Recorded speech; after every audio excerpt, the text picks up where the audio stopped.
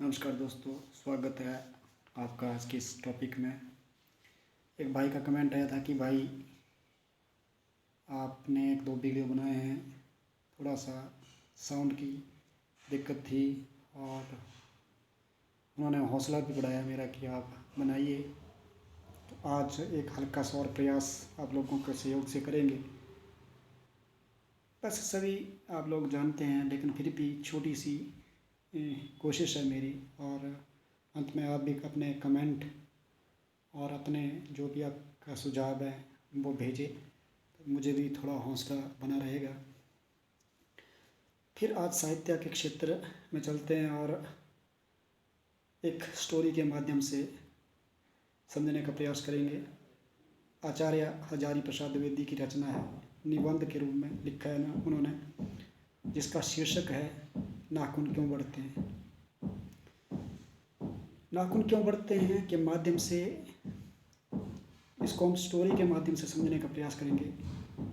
लेखक की एक छोटी सी नन्ही बच्ची गुड़िया उनके पास आके प्रश्न पूछती है और वो प्रश्न उनके लिए एक चिंतन के रूप में कार्य करता है। और वैसे भी आप सभी देखते हैं, कितने भी विद्वान लोग होंगे, वरिष्ठ लोग होंगे, कितने भी बुद्धिजीवी लोग होंगे, लेकिन जब एक बच्चे का जो प्रश्न होता है, कभी कभी वो बड़े बड़े संगोष्ठी में, बड़ी बड़ी सभाओं में भी उसका उत्तर नहीं निकल पाता और वो मन पर इतना प्रभाव डालता है वो प्रश्न, उसका सही मायने में जवाब देना मुश्किल हो जाता है। और वैसे भी बच्चे दिल के सच्चे, उनके जो प्रश्न निकलते हैं कई बार बड़े विचित्र होते हैं। लेकिन कहते हैं कि जहाँ ना पहुँचे रवि वहाँ पहुँचे कवि। लेखक आचार्य हजारी प्रसाद द्विवेदी जी ने भी इस प्रश्न पर मंथन किया। वो अपनी बेटी को डांटते रहते थे, बेटी नाखून काटो, तीसरे चौथे दिन नाखून बढ़ जाते थे।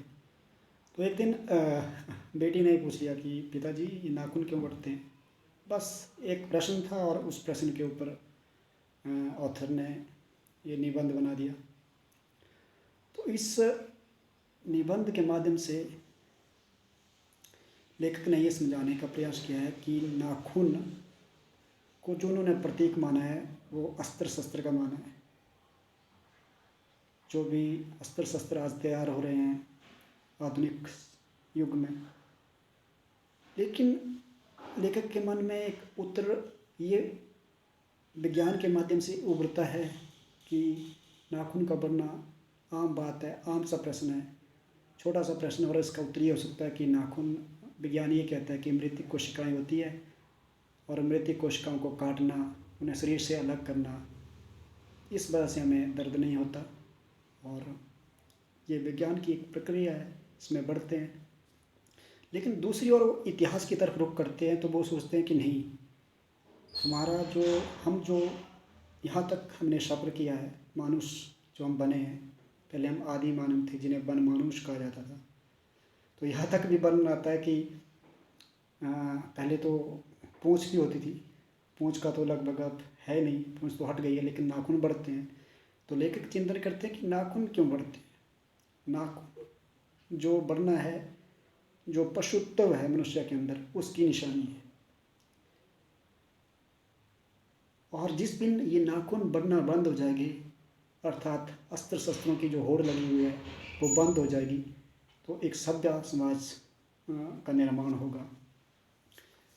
लेखक ये चिंतन करते हैं कि आदि समाज में, प्राचीन समाज में ऐसा रहा होगा कि नाखून नाक इसलिए बढ़ाए जाते थे कि ज़रूरत थी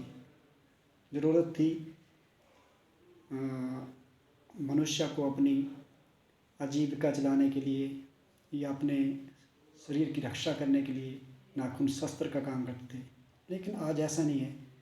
और आधुनिक युग में एक फैशन के तौर पर भी हम देखते हैं कि कई लोगों के नाखून बहुत बड़े होते हैं उसके पीछे। तो एक व्यंग्य करते हुए लेखक कहते हैं कि जो ये आधुनिक समाज में इतने नाखून बढ़ा रहे हैं लोग, क्यों बढ़ा रहे हैं।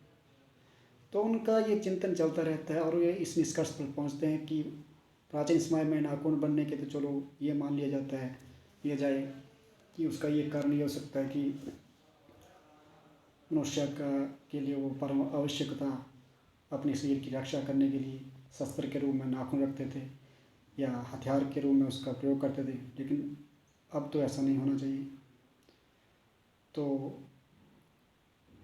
बादशाह ने की एक पुस्तक है कामसूत्र, उसमें भी वर्णन आता है कि नाखून बनना पशुत्व की एक और हिंसक आदमी के लिए एक प्रतीक के रूप में माना गया है।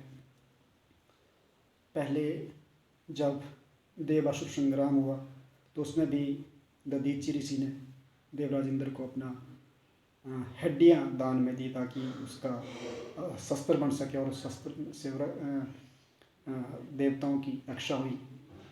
तो वो समय था, इस तरह से नाखून उस समय रखते थे।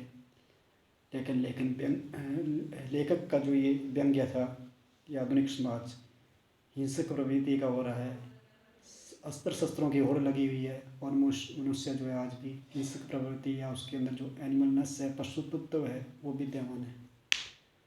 दोस्तों, नाखून क्यों बढ़ते हैं, इस अजीब से प्रश्न जो एक नन्ही सी गुड़िया के प्रश्न था, आप भी इस पर अपने विचार मंथन करके जो भी आपका निष्कर्ष निकलता है आप सुझाव कर सकते हैं, लिख सकते हैं। आगे एक अन्य टॉपिक के साथ आपके साथ फिर रूबरू होंगे। तब तक के लिए धन्यवाद। जय श्री राम, जय श्री कृष्ण।